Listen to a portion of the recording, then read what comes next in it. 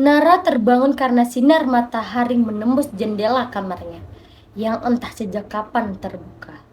Sejenak, ia hanya menatap langit-langit kamar. Matanya masih terasa sembab sisa tangis tadi malam. Kemudian, Nara bangun dan duduk di sisi ranjang kecilnya. Gadis itu memandang sekeliling kamar, dan tiba-tiba suara pecahan kaca terdengar dari luar. Nara menutup kedua telinganya kuat-kuat, enggan mendengar apapun. Setetes bening air matanya bergulir di pipi.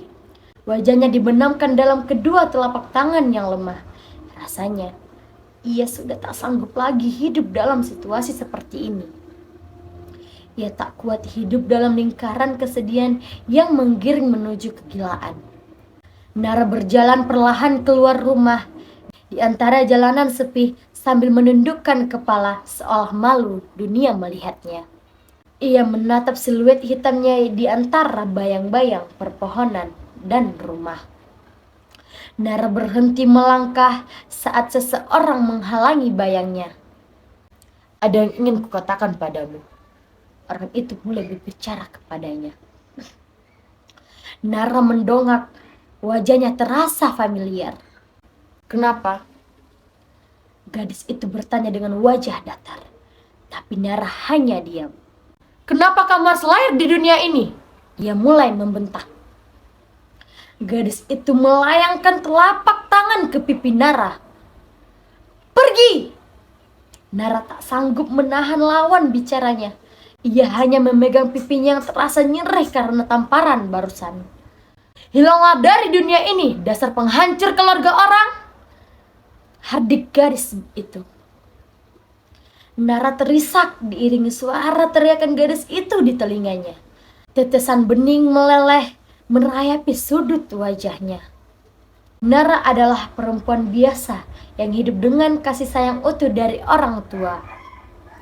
Ia hidup berkecukupan, bahkan lebih. Semula ia mengira hidup dalam zona kesempurnaan. Tetapi ternyata semua itu hanya bualan. Ayahnya ternyata seorang pria yang telah berkeluarga. Saat itulah ia menyadari ibunya adalah istri kedua ayahnya.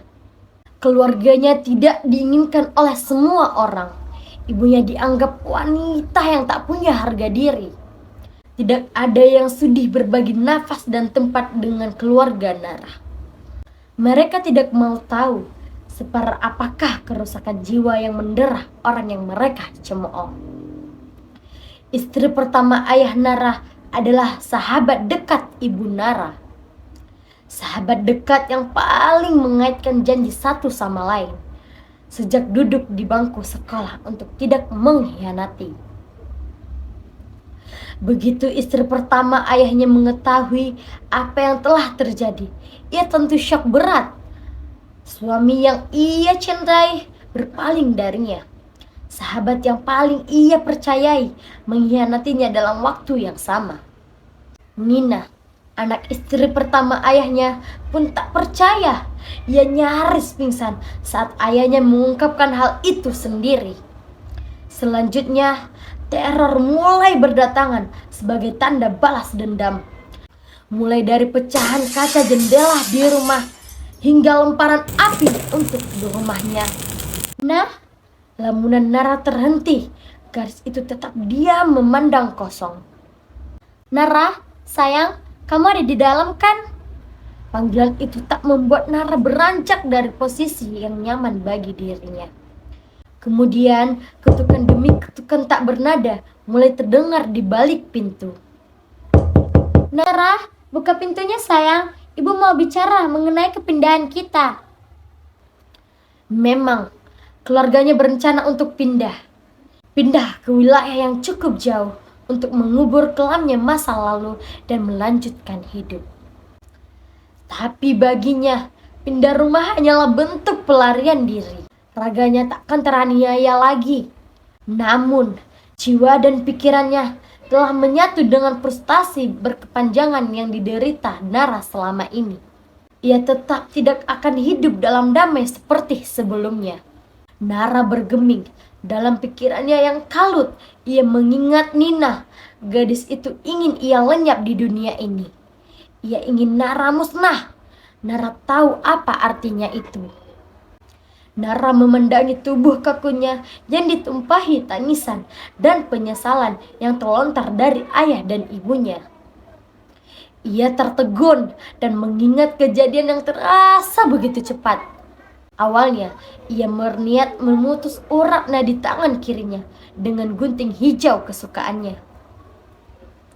Awalnya, ia tidak mau melihat orang tuanya menangis hebat sambil memeluknya.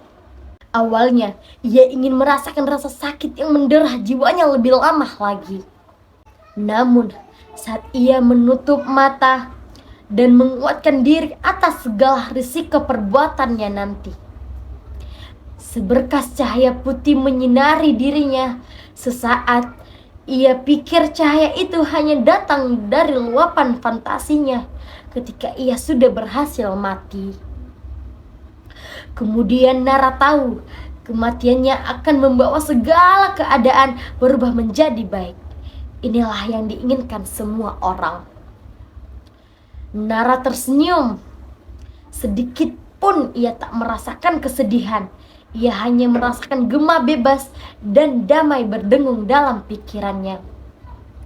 Sekarang ia tak perlu lagi menerima berbagai bentuk kekerasan mental dari orang-orang di sekitarnya. Ia sudah bebas dan hidup dalam kedamaian yang dirindukannya. Nara menutup matanya, merasakan seluruh sensasi dan kenikmatan damai yang mengalir di sekujur tubuhnya. Berkas-berkas cahaya itu kembali datang menyinari tubuhnya, menuntun gadis kecil itu menuju dimensi lain, dimensi yang akan membawanya menuju keabadian. Saya mohon maaf jika ada kata-kata dan kalimat yang salah saya sampaikan. Mohon maaf dan terima kasih. Wassalamualaikum warahmatullahi wabarakatuh.